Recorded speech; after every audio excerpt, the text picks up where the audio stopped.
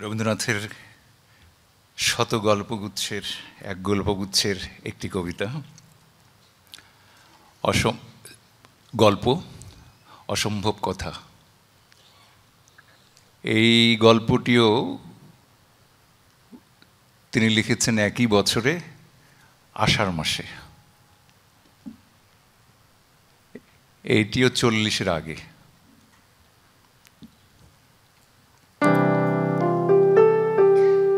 নবীনদের জন্য বলছি, দুটো শব্দ আছে এখানে, খুব প্রচলিত না এখন। একটি হচ্ছে চামর, মানে বড় পাখা বাতাস করার, আর একটি হচ্ছে বিন্তি, এক ধরনের তাস খেলা।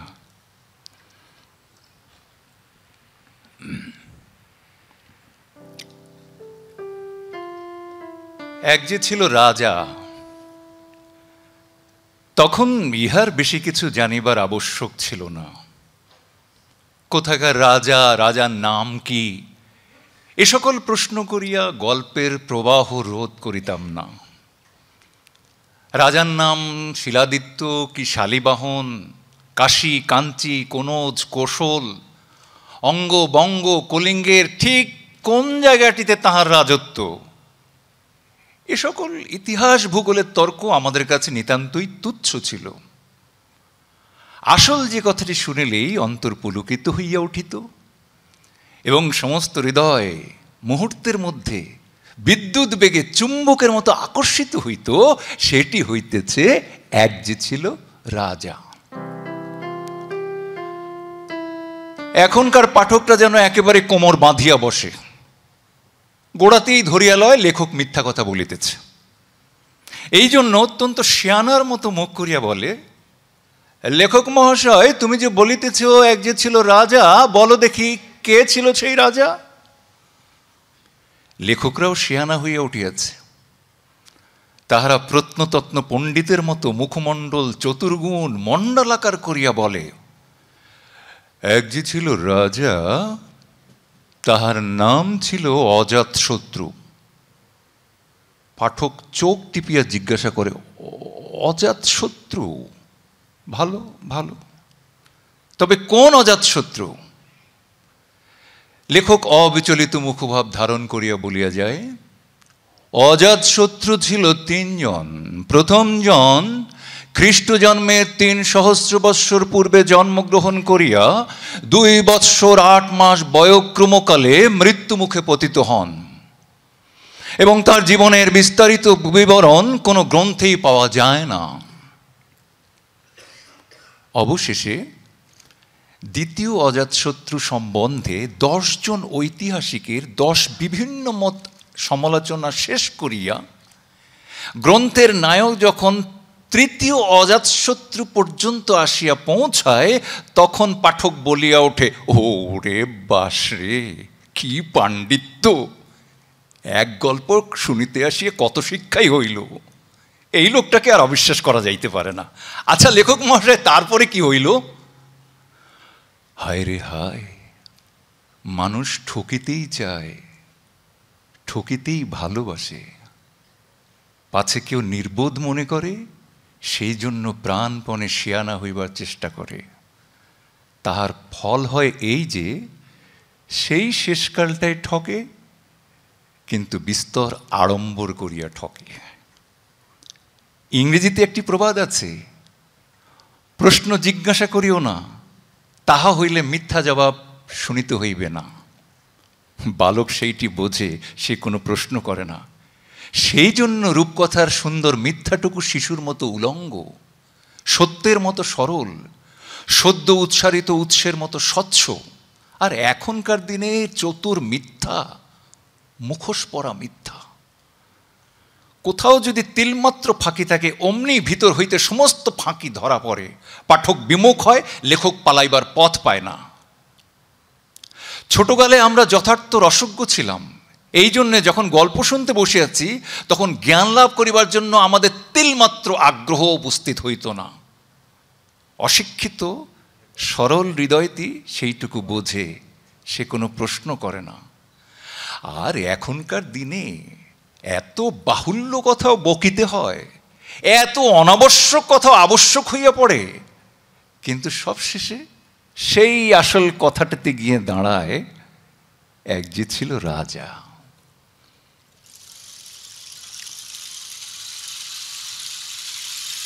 বেশ মনে আছে, সেদিন সন্ধ্যাবেলা ঝড় বৃষ্টি হইতেছিল, কলিকাতা শহর একেবারে ভাসিয়া গিয়েছিল, গলির মধ্যে এক হাঁটু জল।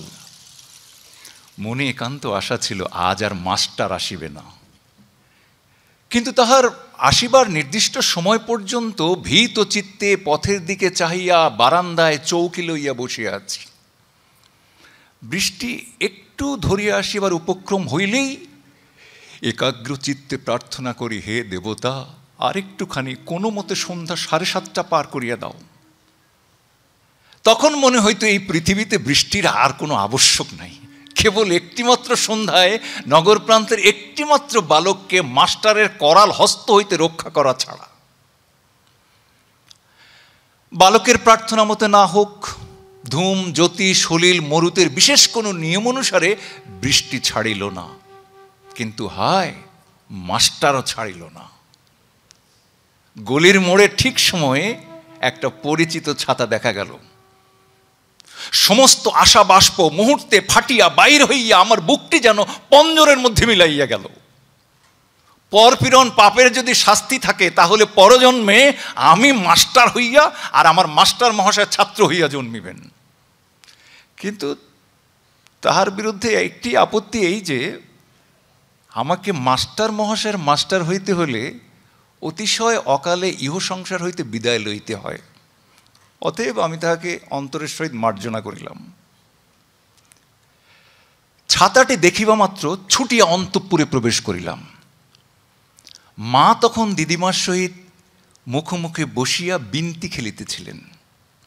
ঝুপ করিয়া একপাশে শুইয়া পড়িলাম। মা জিজ্ঞাসা করিলেন, কি হইয়াছে? আমি মুখ হাড়ির মতো করিয়া বলিলাম, আমার অসুখ করিয়াছে, আমি আজ আর মাস্টারের কাছে পড়িতে যাইব না।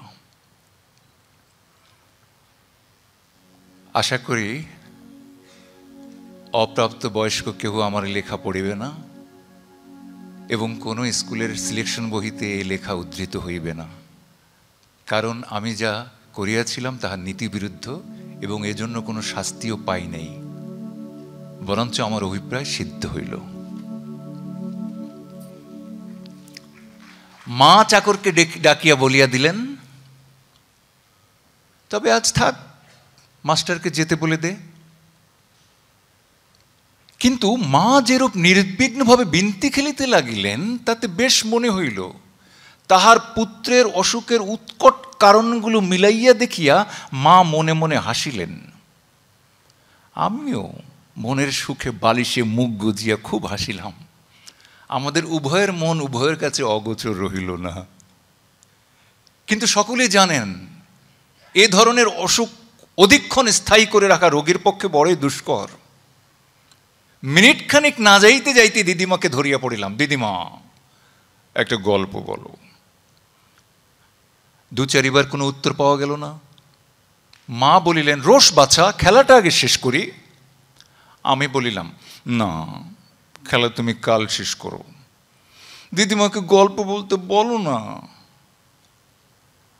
মা কাগজ ফেলিয়া বলিলেন, যাও খুড়ি, উহার সঙ্গে এখন কে পারিবে। মনে মনে হয়তো ভাবিলেন, আমার তো কাল মাস্টার আসিবে না, আমি কালও খেলিতে পারিব। আমি দিদিমার হাত ধরিয়া টানিয়া লইয়া একেবারে বিছানার মধ্যে মশারির মধ্যে গিয়া উঠিলাম। প্রথমে খানিকটা পাশ বালিশ জড়াইয়া নড়িয়া চড়িয়া পা ছুঁড়িয়া আনন্দ সংবরণ করিতে গেল। তারপরে বলিলাম, গল্প বলো। তখনও বাহিরে ঝুপঝুপ বৃষ্টি পড়িতেছিল। দিদিমা মৃদুস্বরে আরম্ভ করিলেন, এক যে ছিল রাজা, তাহার এক রানী। আহ, বাঁচা গেল। সু এবং দৌড়ানি শুনিলেই বুকটা কাঁপিয়া ওঠে। বুঝিতে পারি দু হতভাগিনীর বিপদের আর বিলম্ব নেই। শুরু হইতে মনের উপর বিষম একটা উৎকণ্ঠা চাপিয়া থাকে। যখন মনে হইল আর কোনো চিন্তার বিষয় নেই, কেবল রাজার পুত্র সন্তান হয় নাই বলিয়া তিনি ব্যাকুল হইয়াছেন এবং দেবতার নিকট প্রার্থনা করিয়া বনগমনে যাইবার জন্য উদ্যত হইয়াছেন, কঠিন তপস্যার জন্য বনগমনে উদ্যত হইয়াছেন। তখন হাঁপ ছাড়িয়া বাঁচিলাম। পুত্র সন্তান না হলে যে দুঃখের কোনো কারণ আছে তাহা বুঝিতাম না। আমি কেবল জানিতাম কোনো কিছুর জন্য বনে যাইবার যদি আবশ্যক হয়, তাহা কেবল মাস্টারের কাছ হইতে পালাইবার অভিপ্রায়ে। রানী এবং একটি বালিকা কন্যা ঘরে ফেলিয়া রাজা চলিয়া গেলেন। 1 বৎসর, 2 বৎসর, ক্রমে 12 বৎসর হইয়া যায়, রাজার দেখা নাই। রাজকন্যা ষোড়শী হইয়া উঠিয়াছে, তাহার বিবাহের বয়স উত্তীর্ণ হইয়া গেল, কিন্তু রাজা আর ফিরিলেন না। মেয়ের মুখের দিকে চায়, রানীর মুখে আর অন্ন জল রুচে না। আহা, আমার এমন সোনার মেয়ে কি চিরকাল আইবুড়ো হইয়া থাকিবে? ওগো, আমি কি কপাল করিয়াছিলাম! শেষে রানী রাজাকে অনেক অনুনয় করিয়া বলিয়া পাঠাইলেন, আমি আর কিছু চাহি না, তুমি কেবল একদিন আসিয়া আমার ঘরে খাইয়া যাও। রাজা বলিলেন, আচ্ছা। রানী তো সেদিন বহু যত্নে 64 ব্যঞ্জন স্বহস্তে রাঁধিলেন। সমস্ত সোনার থালাতে রূপার বাটিতে সাজাইয়া চন্দন কাষ্ঠের পিঁড়ি পাতিলেন। রাজকন্যা চামর হাতে করিয়া দাঁড়াইলেন। আজ 12 বৎসর পরে রাজা অন্তঃপুরে আসিয়া খাইতে বসিলেন। রাজকন্যা রূপে আলো করিয়া চামর করিতে লাগিলেন। মেয়ের মুখের দিকে চায়, রাজার আর খাওয়া হয় না। শেষে রানীর দিকে চাহিয়া জিজ্ঞাসা করিলেন, হাঁ গো রানী, এমন সোনার প্রতিমা লক্ষ্মী ঠাকুরটির মতো এই মেয়েটি কে গা? এ কাহাদের মেয়ে? রানী কপালে করাঘাত করিয়া বলিলেন, হা, আমার পোড়া কপাল, উহাকে চিনিলে না, ও যে তোমারই মেয়ে। রাজা বড় আশ্চর্য হইয়া বলিলেন, বলো কি, আমার সেই দিনকার এতটুকু মেয়ে আজ এত বড় হইয়াছে? রানী দীর্ঘশ্বাস ছাড়িয়া বলিলেন, তার হইবে না, বলো কি, আজ 12 বৎসর হইয়াছে। রাজা বলিলেন, মেয়ের বিবাহ দাও নাই? রানী বলিলেন, তুমি ঘরে নাই, আমি কি নিজে পাত্র খুঁজিতে যাইব? রাজা শুনিয়া হঠাৎ শশব্যস্ত হইয়া বলিলেন, রোশো, আমি কাল সকালে রাজোদ্বারের সম্মুখে যাহাকে পাইব উহার সহিত মেয়ের বিবাহ দেব।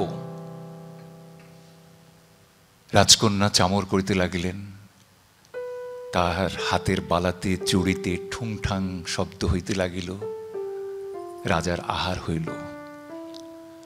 পরদিন ঘুম হইতে উঠিয়া বাহিরে আসিয়া রাজা দেখিলেন, রাজবাড়ির বাহিরে জঙ্গল হইতে একটি ব্রাহ্মণের ছেলে শুকনা কাঠ সংগ্রহ করিতেছে। তাহার বয়স 7-8 বছর হইবে।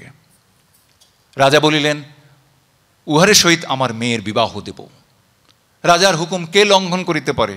তখনই ছেলেটিকে ধরিয়া আনিয়া তাহার সহিত রাজকন্যার মালা বদল করে দেওয়া হইল। আমি এই জায়গাটিতে দিদিমার খুব কাজ ঘেঁষিয়া নিরুতিশয় ঔৎসুক্যের সহিত জিজ্ঞাসা করিলাম, তারপরে নিজেকে সেই 7-8 বছরের কাঠকুড়ানে সৌভাগ্যের মতো ব্রাহ্মণের ছেলের মতো তার স্থলাভিষিক্ত করিতে কি একটুখানি ইচ্ছা যায় নাই? যখন সেই রাত্রে ঝুপঝুপ বৃষ্টি পড়িতেছিল, মিটমিট করিয়া বাতি জ্বলিতেছিল, গুনগুন স্বরে দিদিমা মশারির মধ্যে গল্প বলিতেছিলেন, তখন কি বালক হৃদয়ের একটি ক্ষুদ্র প্রান্তে এমন একটা সম্ভবপর ইচ্ছা জাগিয়ে ওঠে নাই যে বিশ্বাসপরায়ণ রহস্যময় অনাবিষ্কৃত ক্ষুদ্র এক প্রান্তে এমন একটা ইচ্ছা জাগিয়ে ওঠে নাই যে আমিও কোনো এক রাজার দেশে কোনোদিন রাজবাড়ির বাহিরে জঙ্গলে কাঠ কুড়াইতেছি, হঠাৎ একটা সোনার প্রতিমা লক্ষ্মী ঠাকুরনটির সহিত আমার মালাবদল হইয়া গেল। মাথায় তাহার সিঁতি, কানে তাহার দুল, গলায় তাহার কণ্ঠী, কোটিতে তাহার চন্দ্রহার, হাতে তাহার কাঁকন, আলতা পায়ের দুটি পায়ে নুপুর ঝমঝম করিয়া বাজিতেছে। আমি পুলকিত কম্পান্বিত হৃদয়ে জিজ্ঞাসা করিলাম, তারপরে? দিদিমা বলিলেন, তারপরে রাজকন্যা মনের দুঃখে তাহার সেই ছোট স্বামীটিকে লইয়া চলিয়া গেল। অনেক দূর দেশে একটি বৃহৎ অট্টালিকা নির্মাণ করিয়া সেই ব্রাহ্মণের ছেলেটিকে, তাহার সেই ক্ষুদ্র স্বামীটিকে বড় যত্নে মানুষ করিতে লাগিলেন। আমি সবলে পাশ বালিশ জড়াইয়া নড়িয়া চড়িয়া জিজ্ঞাসা করিলাম, তারপরে কি হইল? দিদিমা বলিতে লাগিলেন, তারপরে ছেলেটি পুঁথি হাতে প্রতিদিন পাঠশালে যায়। অবশেষে এমনি করিয়া গুরু মহাশয়ের কাছে নানা বিদ্যা শিখিয়া ছেলেটি ক্রমে যত বড় হইতে লাগিল, তাহার সঙ্গীরা ততই তাকে জিজ্ঞাসা করিতে লাগিল, ওই সাতমহলা বাড়িতে তোমাকে লইয়া থাকে ওই মেয়েটি তোমার কে হয়? ব্রাহ্মণের ছেলে তো ভাবিয়া অস্থির, সে কিছুতেই ঠিক করিয়া বলিতে পারে না মেয়েটি তাহার কে হয়। একটু একটু মনে পড়ে, একদিন সকালবেলা রাজবাড়ির বাহিরে কাঠ কুড়াইতে গিয়েছিল, কিন্তু সেদিন কি একটা গোলমালে কাঠ কুড়ানো হইল না। সে অনেক দিনের কথা, সে কি কিছু মনে আছে? এমনি করিয়া 4-5 বৎসর চলিয়া যায়। ছেলেটিকে তার সহপাঠীরা প্রতিদিন জিজ্ঞাসা করে, ওই সাতমহলা বাড়িতে পরমা সুন্দরী মেয়েটি থাকে, ও তোমার কে হয়? একদিন পাঠশালা হইতে আসিয়া ব্রাহ্মণ পুত্র মুখ বিমর্ষ করিয়া রাজকন্যাকে কহিল, আমার পাঠশালার পড়োরা আমাকে প্রতিদিন জিজ্ঞাসা করে, তুমি আমার কে হও? আমি কোনো উত্তর দিতে পারি না। বলো, তুমি আমার কে হও? রাজকন্যা বলিল, আজকের দিন থাক, সে কথা আরেক দিন বলিব। এমনি করিয়া আরো 4-5 বৎসর চলিয়া যায়। পাঠশালায় প্রতিদিন ছেলেটিকে তাহার সহপাঠীরা জিজ্ঞাসা করে, ওই মেয়েটি তোমার কে হয়? প্রতিদিন সে উত্তর বলিতে পারে না। রাজকন্যাকে কহিল, তুমি বলো, তুমি আমার কে হও? আমার সহপাঠীরা জিজ্ঞাসা করে, আমি কোনো উত্তর দিতে পারি না। রাজকন্যা বলে, সে আরেকদিন হবে। এমনি করিয়া আরো কিছুদিন চলিয়া যায়। একদিন ব্রাহ্মণ পুত্র বাড়িতে আসিয়া খুব রাগ করিয়া কহিল, আজ যদি তুমি আমাকে না বলো তুমি আমার কে হও, তাহলে আমি তোমার এই সাতমহলা বাড়ি ছাড়িয়া চলিয়া যাইব। রাজকন্যা বলিল, আচ্ছা, কাল নিশ্চয়ই বলিব। পরদিন পাঠশালা হইতে আসিয়াই ব্রাহ্মণ তনয় জিজ্ঞাসা করিল, আজ বলিবে বলিয়াছিলে, বলো। রাজকন্যা কহিল, আজ রাত্রে আহার করিয়া তুমি যখন শয়ন করিবে তখন বলিব। ব্রাহ্মণ বলিল, আচ্ছা। বলিয়া সে সূর্যাস্তের অপেক্ষায় প্রহর গণিতে লাগিল। এদিকে রাজকন্যা সোনার পালঙ্কে একটি ধবধবে ফুলের বিছানা পাতিলেন। ঘরে সোনার প্রদীপে সুগন্ধ তেল দিয়ে বাতি জ্বালাইলেন এবং চুলটি বাঁধিয়া নীলাম্বরী কাপড়টি পরিয়া সাজিয়া বসিয়া প্রহর গণিতে লাগিলেন কখন রাত্রি আসে। তাহার স্বামী রাত্রে কোনো মতে আহার করিয়া শয়ন গৃহে সোনার পালঙ্কে পুষ্পসজ্জায় শয়ন করিলেন। ভাবিতে লাগিলেন, আজ নিশ্চয়ই জানিতে পারিব এই সাতমহলা বাড়িতে যে সুন্দরীটি থাকে সে আমার কে হয়। রাজকন্যা তাহার স্বামীর পাত্রে প্রসাদ গ্রহণ করিয়া ধীরে ধীরে শয়ন গৃহে প্রবেশ করিলেন। আজ বহুদিন পরে প্রকাশ করিয়া বলিতে হইবে, এই সাতমহলা বাড়ির একমাত্র অধীশ্বরী আমি তোমার কে হই। রাজকন্যা ধীরে ধীরে প্রবেশ করিয়া বলিতে গিয়া বিছানায় দেখিলেন ফুলের মধ্যে সাপ ছিল। তাহার স্বামীকে কখন দংশন করিয়াছে। স্বামীর মৃতদেহখানি মলিন হইয়া পুষ্পসজ্জায় পড়িয়া আছে। আমার বক্ষ স্পন্দন যেন হঠাৎ থামিয়ে গেল। বিমর্ষ মুখে জিজ্ঞাসা করিলাম, তারপরে কি হইল? দিদিমা বলিতে লাগিলেন, তারপরে কিন্তু কি হবে সেসব শুনে? সে তো আরো অসম্ভব। গল্পের নায়ক যখন সর্পাঘাতে মারা গেল, তবু তারপরে?